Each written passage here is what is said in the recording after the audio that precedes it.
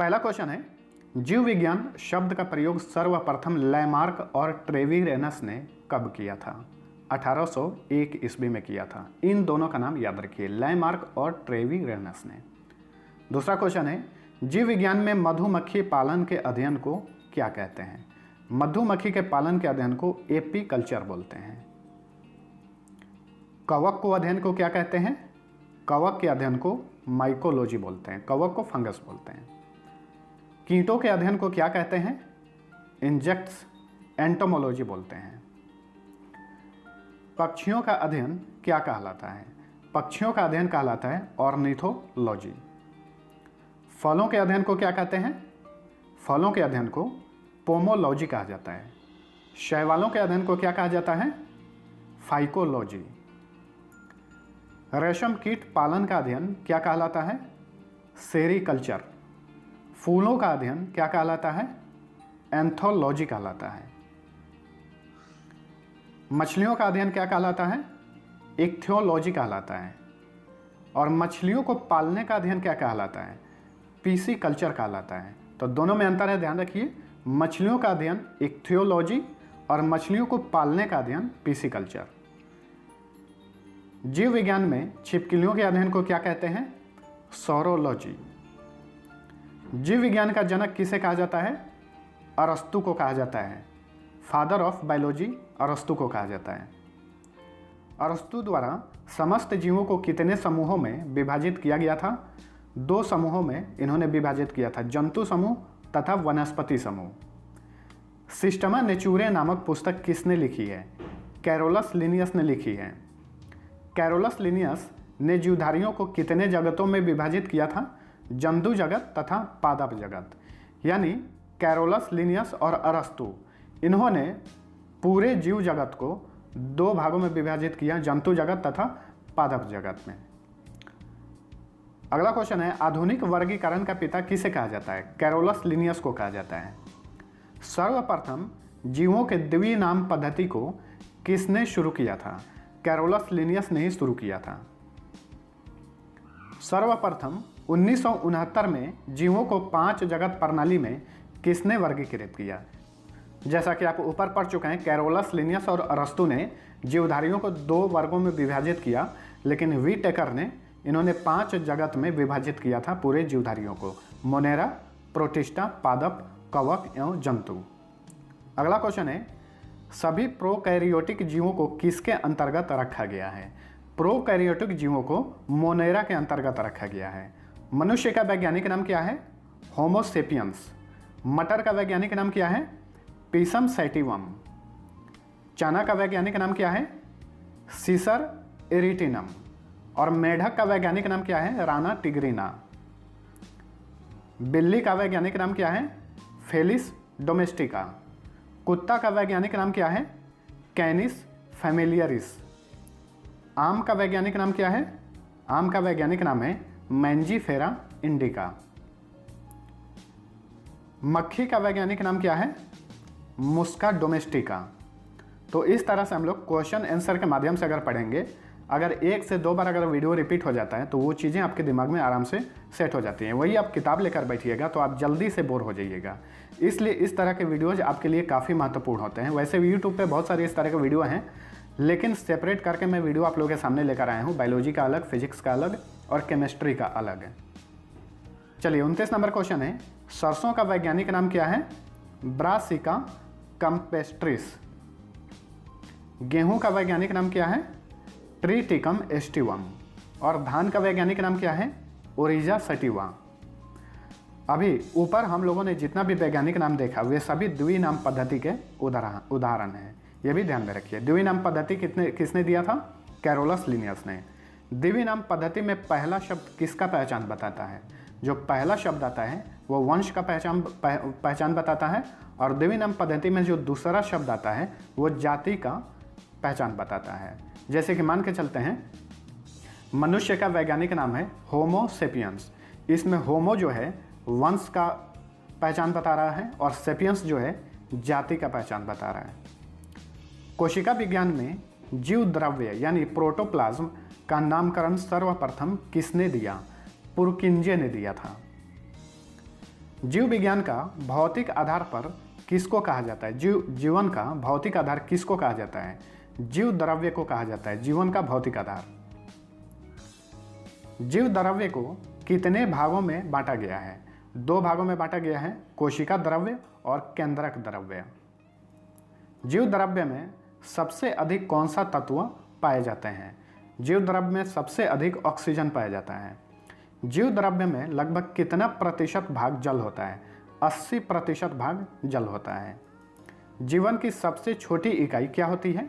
कोशिका होती है, यानी सेल। कोशिका के अध्ययन को क्या कहा जाता है? साइटोलॉजी कहा जाता है। और कवक के अध्ययन को माइकोलॉजी कहा जाता है। कोशिका शब्द का प्रयोग सर्वप्रथम किसने किया था? रॉबर्ट हुक ने किया था 1665 ईस्वी में। सबसे छोटी कोशिका किसकी होती है? माइकोप्लाज्म की होती है, ठीक है, माइकोप्लाज्म गैलीसेप्टिकमा की। सबसे बड़ी कोशिका किसकी होती है? शुतुरमुर्ग के अंडे की कोशिका सबसे बड़ी कोशिका होती है। और सबसे लंबी कोशिका किसकी होती है? तंत्रिका तंत्र की। कोशिका सिद्धांत का प्रतिपादन किसने किया था? स्लाइडेन एवं स्वान ने किया था 1838 से 1839 ईस्वी में। कोशिका सिद्धांत के अनुसार प्रत्येक जीव की उत्पत्ति किससे होती है? कोशिका से होती है, यानी सेल से होती है। कोशिका कितने प्रकार की होती है?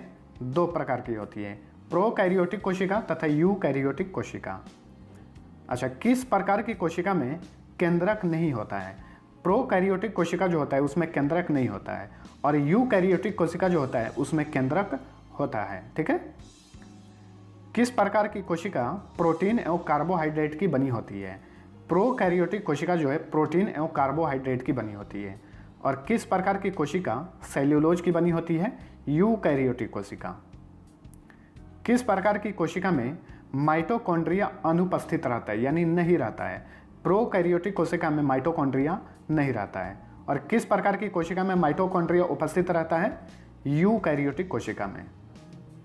अब बात करें किस प्रकार की कोशिका में लाइसोसोम अनुपस्थित रहता है, यानी लाइसोसोम नहीं रहता है? प्रोकैरियोटिक कोशिका में नहीं रहता है। और किस प्रकार की कोशिका में लाइसोसोम उपस्थित रहता है? यूकैरियोटिक कोशिका में।